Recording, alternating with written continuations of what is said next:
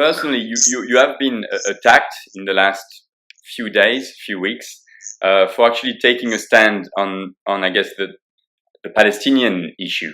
I mean, you've been attacked for many years. I think even ever since your play Petition in the sort of late 80s. But do you think it's even harder today to actually take a stand in solidarity with the Palestinian people than it's ever been? Well, I think things move on. The play you talk about, Perdition, was written by Jim Allen, who was a wonderful socialist and great writer from Manchester, working class man. And he wrote this play about events that happened in Hungary just before the end of the Second World War, when the Zionist Rudolf Kastner did a deal whereby some Jews would be allowed to escape and go on a train or trains to settle in Palestine, and others, hundreds of thousands, would be told to get on the trains to the death camps, not being told where they were going. The deal is a matter for historic records. Obviously, the interpretation, people have different interpretations of that. But the play was a discussion of that, and we were attacked for being, for even approaching this subject. We were attacked for being anti-Semitic and racist and endorsing blood libels that went back centuries. I mean, it was a grotesque attack. The play was censored by the World Court, which had a great reputation as the writers' theatre, but they censored the play after attacks by people out of the Jewish Chronicle and other organizations. Of course, the people who came to defense were Jews, as always. The people who saw the truth of what the play was saying were Jews, and they defended us magnificently. But since then, I've been in the firing line, and it seems now that anyone who stands up for the Palestinians will get abuse, even though I think all people are doing is defending human rights and saying human rights apply to everyone, and that the Palestinians are entitled to live in peace and security in their homes as much as anyone else. So it's got much tougher, and I think the problem has been that our governments collectively, the United States and Britain and of course Europe as well, have colluded in the oppression of the Palestinians by doing deals with Israel. Trade deals, of course, are the biggest issues, and cultural affairs, sporting. I mean, Israel plays in European football contests, bizarrely. Egypt doesn't. Lebanon doesn't. Algeria, Morocco. They're in North Africa. Israel is physically in North Africa. What's it doing in the European football competition? Not to mention the Eurovision Song Contest. I mean, it's the same. Many countries would pay a lot of money not to be in the Eurovision Song Contest, but the clue's in the name. It's meant to be a European. Why is Israel there? Well, we know the answer. It's part of the cultural offensive to say, yes, Israel is really a Western democracy. Of course, we know that it is breaking international law.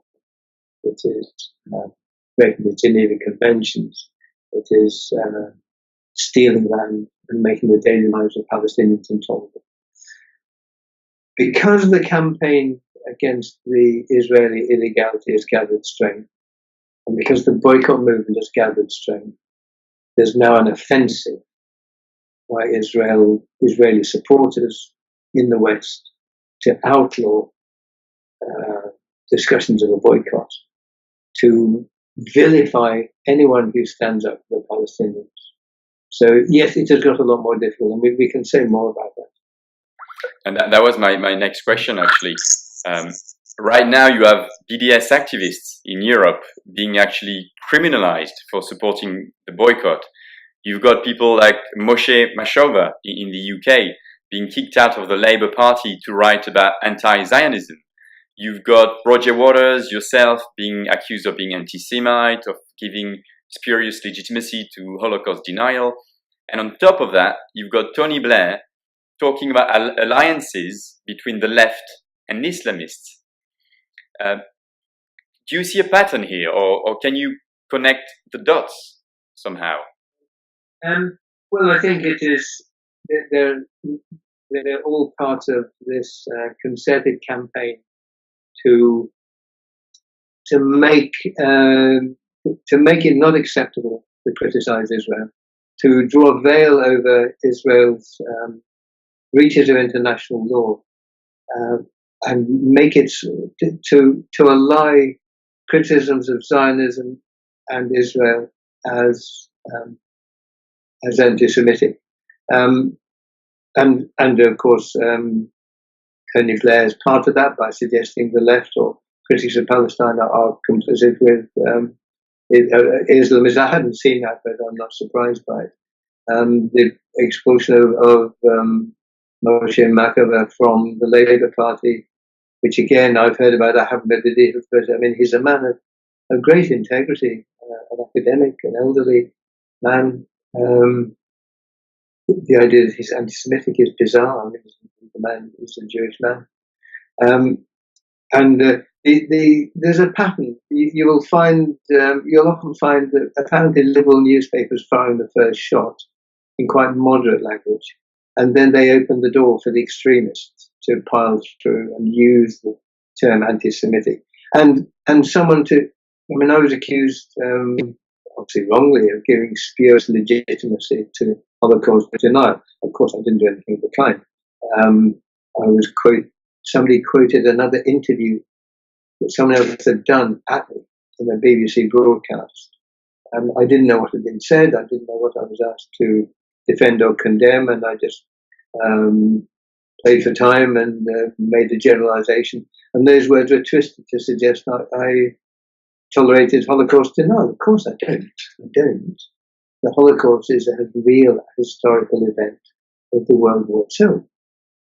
It's as real as slavery. But the idea that history cannot be discussed, the Holocaust is discussed at length, continuously, and rightly so, through museums, through films, through papers, through books. Of course, it's discussed continuously, as is the war, as is the rise of fascism, and who supported fascism, which is discussed rather less, because that involves big business and Wall Street.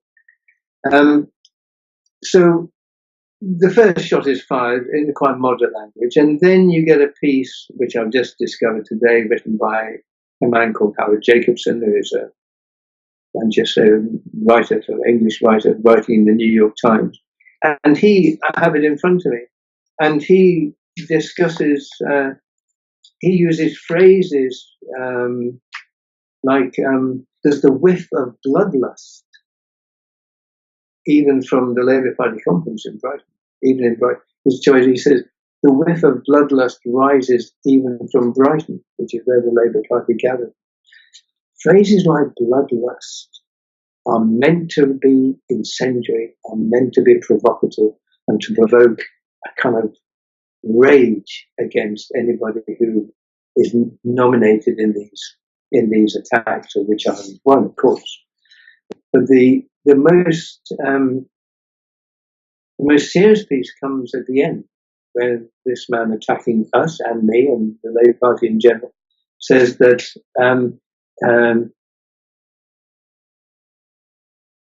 Zion, he says, what needs to be insisted on is that Zionism, and I'm quoting him exactly, what needs to be insisted on is that Zionism, the idea, not the political events to which it has given rise, is integral to the Jewish mind and imagination. Those who say they are against Zionism were not Jews, they are speaking in riddles. In other words, you criticize Zionism, then you're criticizing Jews and you are anti-Semitic. Well, that's the most dangerous notion of all. And that's chilling. Because, I mean, Zionism was the 19th century ideology, as far as I know, towards the end of the 19th century. Who were the Jews before Zionism? Did they not have a presence? It's dangerous because of course, Zionism equals Israel, and then the connection is to criticize Israel, and the fact not only its present policy, but its very founding. is anti-Semitic. And he has a word for that too, and this is equally dangerous. He says that because, of course, many Jews, as you and I both know, many Jews in Israel and outside Israel oppose Zionism, oppose what Israel is doing, and support the Palestinians. And he says in that ambience, that ambience that is critical of Israel and what it's doing, and I'm quoting him again, an anti-Zionist Israeli is a hero. And he's saying it ironically, of course. So he's trying to undermine even those Jews, brave people in Israel, brave people outside Israel, who have a Jewish background. They are to be condemned as well. So this is dangerous. And this is how it moves forward a notch. I'm sorry, I said rather too much about that. So this is how it moves forward a notch. There's a moderate attack, and that opens the door, and there's a vicious attack. This is a vicious attack. So in a way, my last question would be, how should we respond to what's going on? And if these are attacks on solidarity, how do we rebuild and reassert that solidarity? Well, we just have to tell the truth. We just have to tell the truth. The truth, one truth that was expressed, as you and I both know, to a car outside. It's not a comment. We just have to tell the truth. A great friend of I know of yours, and someone I've met and have huge respect for, is the Israeli historian Ilan Pappé, and he describes in exact detail the great academic rigor, the removal of Palestinians in their hundreds of thousands from their own land, from Palestine. And he calls it the ethnic cleansing of Palestine. Now, there's a historic event. In the end, when you look at the evidence, cannot be challenged. We just have to keep telling the truth. Next year is 70 years since the founding of Israel. We have to assert that truth. Israel was founded on ethnic cleansing. They say people went willingly. Well, they went willingly to refugee camps. They left their homes willingly.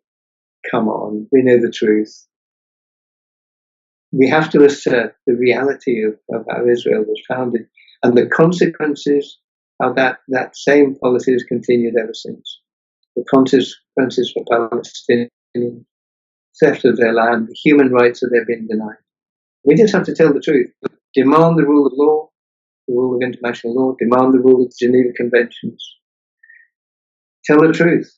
And in the end, people will come to realize that the support of the Palestinians is the support for justice, for human rights, for their rights, in the Declaration of Human Rights that we should all subscribe to. So but we have to organize. We have to demand that people support it.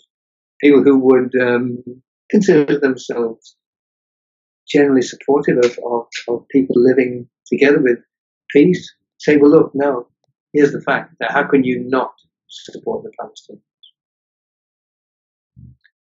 Okay, thanks, Ken. Thanks a million.